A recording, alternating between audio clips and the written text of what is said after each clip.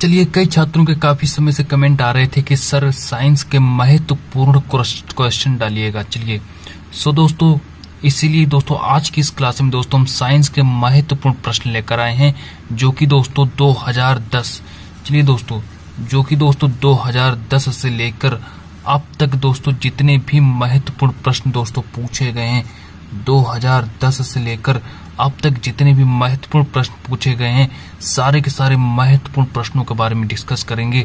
और ये दोस्तों आपका पार्ट 2 रहेगा, ये आपका दोस्तों पार्ट 2 रहेगा। और जल्दी से जाइए दोस्तों, पार्ट जो 1 है इसका, उसके में दोस्तों हमने 22 महत्वपूर्ण प्रश्नों के बारे में बात की है, जिसकी लिंक हमने दोस्तों डिस्क्रिप्शन में डाल दी है। जल्दी से जाइए उस वीडियो को भी देख लीजिएगा। चलिए दोस्तों, और अगर चैनल पर नए हैं तो चैनल को सब्सक्राइब कर लीजिएगा। चलिए दोस्तों, आज की इस क्लास में दोस्तों हम क्लास 10 साइंस के महत्वपूर्ण प्रश्नों के बारे में बात करेंगे। चलिए 15 महत्वपूर्ण प्रश्नों के बारे में बात करेंगे। वीडियो बहुत ही इंटरेस्टिंग होने वाली है। और दोस्तों अगर आप चैनल पर नए हैं तो चैनल को सब्सक्राइब कर लीजिएगा। चलिए देखते हैं दोस्तों, बढ़ते हैं अपने प्रश्न नंबर 1 की ओर बढ़ते हैं। प्रश्न नंबर 1 देखिए क्या कह रहा है दोस्तों। चलिए ये भी देखते जाइए कितना महत्वपूर्ण प्रश्न है। और प्रश्न नंबर 1 देखिए हमसे क्या कह रहा है दोस्तों कि विद्युत चालक, आप लोग कमेंट में बताएं कि दोस्तों विद्युत चालक क्या होता है। चलिए, एवं अचालक पदार्थों के दो उदाहरण दीजिए। चलिए, विद्युत चालक एवं अचालक पदार्थों के दो उदाहरण देना है आपको। और किस तरीके से आप लोग उदाहरण देने हैं जल्दी से कमेंट में बताएं। और ये दोस्तों कितनी बार आया देख लीजिए, 12, 14, साथ ही साथ में दोस्तों 2018, 2020, मिनिमम दोस्तों ये 4 बार प्रश्न पूछा जा चुका है दोस्तों। 4 बार दोस्तों ये प्रश्न पूछा जा चुका है कि दोस्तों विद्युत चालक एवं अचालक पदार्थों के दो उदाहरण दीजिए। जो दोस्तों ये कितनी 4 बार प्रश्न पूछा गया है। विद्युत चालक किसे कहते हैं? जिसमें दोस्तों वैद्युत धारा आसानी से प्रवाहित हो जाए। चलिए, जिसमें वैद्युत धारा आसानी से प्रवाहित हो जाए उसे हम वैद्युत चालक कहते हैं। विद्युत अचालक वो कहलाते हैं जिसमें दोस्तों कि विद्युत धारा प्रवाहित ना हो। चलिए, विद्युत धारा जिसमें प्रवाहित ना हो। चलिए मान लीजिए दोस्तों आपका रबड़ हो गया। चलिए रबड़ और दोस्तों आपका रबड़। चलिए रबड़ में दोस्तों विद्युत धारा प्रवाहित नहीं होती है, इसीलिए दोस्तों ये क्या कहलाएगा? विद्युत अचालक कहलाएगा। और विद्युत चालक जैसे कि दोस्तों लोहा हो गया, चांदी हो गई, ये दोस्तों आपके विद्युत चालक कहलाते हैं। चलिए और आगे बढ़ते हैं, प्रश्न नंबर 2 की ओर बढ़ते हैं। चलिए प्रश्न नंबर दोस्तों 2 देख लेते हैं क्या है।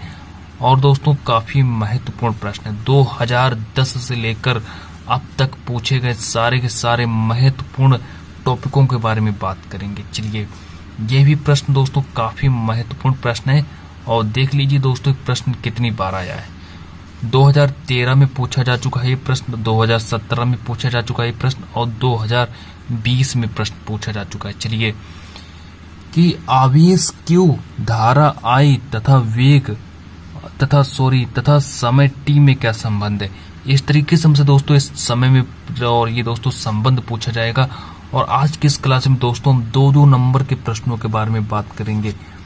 चलिए 2 नंबर के प्रश्नों के बारे में बात करेंगे। सिर्फ वो प्रश्न जो दोस्तों 2 नंबर के पूछे जाते हैं और दोस्तों जो 2023 बोर्ड परीक्षा में पूछे जाएंगे। चलिए बात करते हैं कि आवेश Q, धारा I तथा समय T में क्या संबंध है। चलिए समय में संबंध हमसे दोस्तों पूछा गया है, तो चलिए हम समय में और उसके बारे में बात कर लेते हैं। चलिए आवेश बराबर क्या होता है दोस्तों, याद रखेंगे कि धारा गुणे का चिन्ह लगाया और समय। चलिए आवेश बराबर होता है धारा इंटू समय। इस सूत्र को भी याद रखेंगे दोस्तों, काफी महत्वपूर्ण है। और चलिए इस फार्मूले को भी याद रखेंगे दोस्तों, ये आपसे दोस्तों 1 नंबर का पूछा जा सकता है। और अब हम बढ़ते हैं प्रश्न नंबर 3 की ओर। जो प्रश्न नंबर जो मेरा 3 है वो देखिए क्या कह रहा है कि 1 ओम प्रतिरोध से क्या तात्पर्य है। चलिए 1 ओम प्रतिरोध से क्या तात्पर्य है। चलिए महत्वपूर्ण प्रश्न है दोस्तों। चलिए 1 ओम प्रतिरोध से क्या तात्पर्य। चलिए बात करते हैं, यदि चालक के सिरों के बीच, चलिए जो तो दोस्तों चालक के गर्म सिरों के बीच 1 वोल्ट चलिए 1 वोल्ट का विभवांतर प्रवाहित होने पर उसमें 1 एम्पियर की धारा प्रवाहित हो। अगर दोस्तों यदि चालक के सिरों के बीच 1 वोल्ट का विभवांतर प्रवाहित होने पर उसमें यदि अगर 1 एम्पियर की धारा प्रवाहित हो तो चालक का प्रतिरोध कितना होगा? 1 ओम हो जाएगा। 1 ओम हो जाएगा। इस तरीके से याद रखेंगे। चलिए 1 ओम हो जाएगा। अब हम बढ़ते हैं प्रश्न नंबर 4 की ओर बढ़ते हैं। प्रश्न नंबर 4 देख लेते हैं क्या है मेरा प्रश्न नंबर 4। चलिए प्रश्न नंबर 4 देख लेते हैं। प्रश्न नंबर 4 देख लेते हैं कि धारा की दिशा, चलिए धारा की दिशा बदलने पर, चलिए धारा की जो दिशा है अगर वो धारा की दिशा बदल जाए या फिर धारा की दिशा बदलने पर परिनालिका की ध्रुवता पर क्या प्रभाव पड़ता है। चलिए तो दोस्तों इसकी जो ध्रुवता जो होती है वो भी बदल जाती है। इसकी जो ध्रुवता जो होती है वो कैसे हो जाती है? बदल जाती है। चलिए याद रखेंगे इतना। अब और आगे बढ़ते हैं। चलिए नेक्स्ट प्रश्न दोस्तों मेरा देखिए क्या है कि चुंबकीय क्षेत्र, चलिए चुंबकीय क्षेत्र की तीव्रता, चलिए चुंबकीय क्षेत्र की तीव्रता का एसआई मात्रक, वो भी एसआई पद्धति में मात्रक बताना है, जो दोस्तों 2023 बोर्ड परीक्षा के लिए काफी महत्वपूर्ण है। चलिए याद रखेंगे वेबर प्रति मीटर स्क्वायर है। याद रखेंगे वेबर प्रति मीटर स्क्वायर आंसर याद रखेंगे। अब हम बढ़ते हैं प्रश्न नंबर 5 की ओर। आप लोग दोस्तों जल्दी से इसका स्क्रीनशॉट भी ले लीजिएगा। और फिर हम बढ़ते हैं प्रश्न नंबर 6 की ओर। चलिए प्रश्न नंबर 6 देख लीजिए मेरा क्या है। और दोस्तों अभी तक अगर आप दोस्तों चैनल पर नए हैं, जितनी भी छात्र दोस्तों चैनल पर नए जुड़ते जाएं वो चैनल को जल्दी जल्दी से सब्सक्राइब भी कर लें। चलिए ताकि दोस्तों हमारे इस चैनल पर महत्वपूर्ण प्रश्नों की सूचियां डेली आती रहती हैं और मिनिमम दोस्तों आपको डेली की डेली क्लासें मिलती रहेंगी। चलिए बात करते हैं कि डायनमो का क्या कार्य है। चलिए डायनमो का क्या कार्य है दोस्तों, इस प्रश्न ने तो दोस्तों रिकॉर्ड ही तोड़ दिया है। देखिए कितनी बार आया है कि दोस्तों ये 2017 में आया है, फिर 2018 में आया है, फिर 2020 में भी पूछा गया है प्रश्न ये। चलिए कितनी बार दोस्तों प्रश्न पूछा जा चुका है। चलिए बात करते हैं इसके बारे में कि डायनमो का क्या कार्य है। तो चलिए बात करते हैं कि यह एक यांत्रिक ऊर्जा को विद्युत ऊर्जा में बदलता है। चलिए बात करेंगे कि यांत्रिक ऊर्जा को विद्युत ऊर्जा में बदलने वाला किसका कार्य है? डायनमो का कार्य। चलिए एक प्रश्न हम भी पूछ लेते हैं कि विद्युत ऊर्जा को यांत्रिक ऊर्जा में कौन बदलता है? जल्दी से कमेंट में करके बताएं। जल्दी से मुझे कमेंट में करके बताएं कि विद्युत ऊर्जा को यांत्रिक ऊर्जा में कौन बदलता है। चलिए विद्युत ऊर्जा को यांत्रिक ऊर्जा में कौन बदलता है, जल्दी से कमेंट करके बताएं। जितने भी बच्चे हैं सारे के सारे बच्चे कमेंट में करके बताएं कि विद्युत ऊर्जा को यांत्रिक ऊर्जा में कौन बदलता है। चलिए जल्दी जल्दी से कमेंट करके बताइए। ये दोस्तों प्रश्न जो है मैंने ये दोस्तों प्रश्न रसायन विज्ञान से उठाया है और जो कि बहुत ही महत्वपूर्ण प्रश्न है कि सोडियम कार्बोनेट के 2 उपयोग लिखो। चलिए सोडियम कार्बोनेट के 2 उपयोग लिखो। तो चलिए इसके 2 उपयोगों के बारे में बात कर लेते हैं। अगर हम दोस्तों प्रयोगशाला में अभिकर्मक के रूप में इसका प्रयोग करते हैं और आगे याद रखेंगे कांच तथा बोरक्स के निर्माण में भी सोडियम कार्बोनेट का प्रयोग करते हैं। चलिए प्रयोगशाला में अभिकर्मक के रूप में और कांच तथा बोरक्स के निर्माण में भी दोस्तों सोडियम कार्बोनेट का ही प्रयोग करते हैं। चलिए और आगे बढ़ते हैं प्रश्न नंबर 8 और देख लेते हैं प्रश्न नंबर 8 और 15 महत्वपूर्ण प्रश्नों के बारे में बात करेंगे। चलिए प्रश्न नंबर 8 और देख लेते हैं क्या है कि सोडियम बाइकार्बोनेट। चलिए सोडियम बाइकार्बोनेट का उपयोग लिखना है। सोडियम बाइकार्बोनेट का क्या उपयोग है? चलिए जल्दी से बताइए दोस्तों। इसका जो उपयोग जो दोस्तों हम करते हैं वो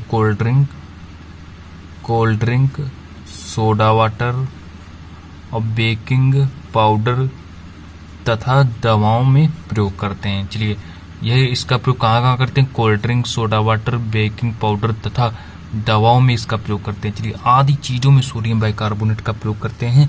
और इसी के साथ दोस्तों अब हम बढ़ते हैं प्रश्न नंबर 9 की ओर बढ़ते हैं और साथ ही साथ हम देख लेते हैं जो प्रश्न नंबर 9 जो है मेरा क्या है।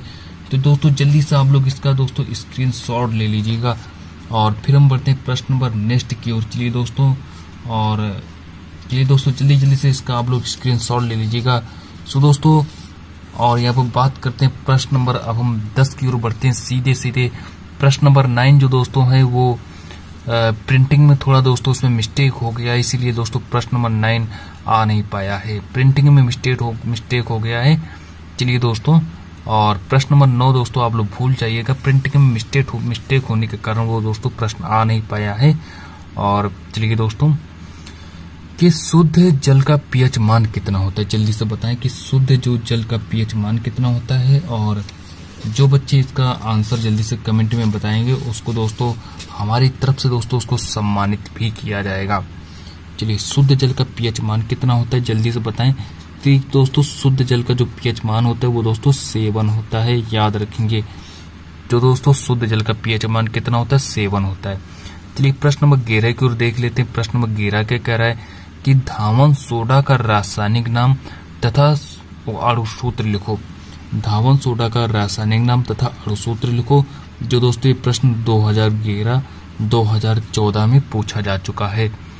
चलिए, धावन सोडा के रासायनिक नाम के बारे में बात करते हैं कि धावन सोडा का जो रासायनिक नाम होता है वो दोस्तों सोडियम कार्बोनेट होता है। चलिए, सोडियम कार्बोनेट होता है और इसका अणुसूत्र भी याद रखेंगे Na2CO3.10H2O।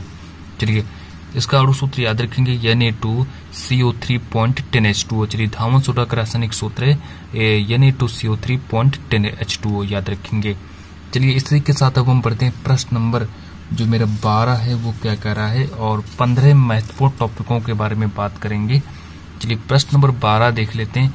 ये जो प्रश्न है दोस्तों, इस प्रश्न ने दोस्तों आने का रिकॉर्ड ही तोड़ दिया है, क्योंकि दोस्तों कई बार ये प्रश्न पूछा जा चुका है बोर्ड परीक्षा में। और आप लोग देख लीजिएगा दोस्तों, कहीं पर भी नहीं रुका है, हर सेट में प्रश्न ये पूछा जाता है। 2004 में आया, 2005 में आया, 2006 में आया, 2008 में आया, 2009 में आया, 11 में आया, 13 में आया। इसी तरीके से दोस्तों ये बढ़ता गया, 14 में आ चुका है, 15, 16, 17, 18, 19, 20 लगातार दोस्तों ये प्रश्न आ रहा है। इस प्रश्न को जरूर पढ़ के जाइएगा। 100% दोस्तों ये प्रश्न 2023 में आपको देखने को मिलेगा। 2 नंबर में दोस्तों देखने को मिलेगा। 100% दोस्तों ये प्रश्न आपको देखने को मिलेगा। तो दोस्तों इस प्रश्न को जरूर से देख कर जाएं। चलिए, आधुनिक आवर्त नियम लिखो। चलिए, हमसे कहा जाएगा कि आधुनिक आवर्त नियम लिखना है। चलिए, किस तरीके से लिखेंगे दोस्तों आधुनिक आवर्त नियम, याद रखेंगे। तो यहाँ पर देख लेते हैं दोस्तों आधुनिक आवर्त नियम कैसे लिखेंगे। कि चलिए इसकी परिभाषा देख लेते हैं कि आधुनिक आवर्त नियम के अनुसार तत्वों के भौतिक तथा रासायनिक गुण उनके परमाणु क्रमांकों के आवर्ती फलन होते हैं। चलिए, इतना ही आपको याद रखना है कि आधुनिक आवर्त नियम के अनुसार तत्वों के भौतिक तथा रासायनिक गुण, जो तत्वों के जो दोस्तों जो भौतिक और तथा जो रासायनिक गुण हैं उनके परमाणु क्रमांकों के आवर्ती फलन होते हैं। सिर्फ इतना ही याद रखना है और एक्स्ट्रा पढ़ने की कोई आवश्यकता नहीं, सिर्फ इतना ही याद रखना है। और देख लेते हैं दोस्तों, हमने लिख भी दिया है 2023 बोर्ड परीक्षा के लिए बहुत ही महत्वपूर्ण प्रश्न है। चलिए, इसी के साथ हम बढ़ते हैं प्रश्न नंबर 13 की ओर बढ़ते हैं कि प्रश्न नंबर जो 13 है वो मेरा क्या कह रहा है। चलिए, कि प्रयोगशाला में सर्वप्रथम किस कार्बनिक यौगिक का निर्माण हुआ था और इसका नाम व सूत्र लिखो। चलिए, प्रयोगशाला में किस कार्बनिक यौगिक का निर्माण हुआ और उसका नाम हुआ दोस्तों हमें सूत्र लिखना है। चलिए, बात करते हैं वो कौन सा ऐसा कार्बनिक यौगिक है। चलिए, वो दोस्तों आपका यूरिया हो जाएगा। चलिए, यूरिया हो जाएगा और इसका सूत्र भी आप लोग लिख लीजिएगा Na2CO3.10H2O। चलिए, और सॉरी ये तो दोस्तों उसका सूत्र है। चलिए, गलत हो जाएगा, सूत्र लिख लीजिएगा NH2CO। चलिए, यूरिया का सूत्र याद रखेंगे NH2CO। चलिए दोस्तों, चलिए ये दोस्तों यूरिया का सूत्र है दोस्तों। बेसिकली दोस्तों ये दोनों एक ही सूत्र हैं और चलिए इस सूत्र को याद रखेंगे। ये दोस्तों यूरिया का सूत्र है। चलिए कि NH2CO NH2 और बेसिकली दोस्तों हमको दोस्तों दूसरा सूत्र याद आ गया था और आपका दोस्तों ये ही सही रहेगा। चलिए, प्रयोगशाला में किस कार्बनिक यौगिक का निर्माण करते हैं तो याद रखेंगे यूरिया का निर्माण करते हैं। और इसी के साथ हम बढ़ते हैं प्रश्न नंबर 14 की ओर बढ़ते हैं कि एथिल अल्कोहल। चलिए प्रश्न नंबर 14 देख लेते हैं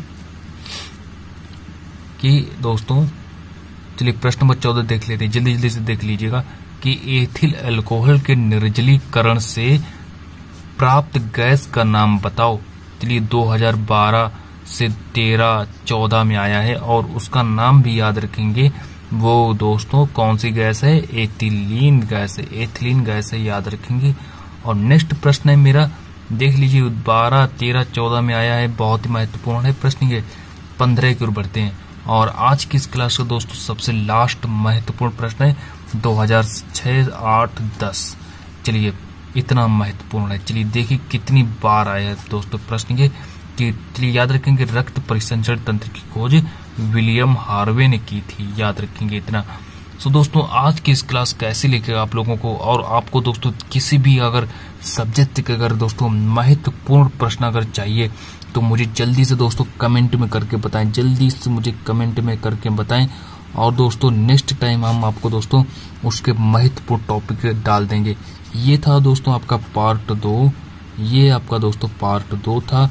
और पार्ट 1 देखने के लिए जल्दी से जाएं डिस्क्रिप्शन पर नीचे, और मैंने उसको नीचे डिस्क्रिप्शन में मैंने उसका जो पार्ट है लिंक डाल दिया है, जल्दी से जाइए और देख लीजिएगा। चलिए दोस्तों मिलते हैं नेक्स्ट वीडियो में, आज के लिए इतना ही। और अगर दोस्तों चैनल पर नए हैं तो चैनल को सब्सक्राइब भी कर लीजिएगा।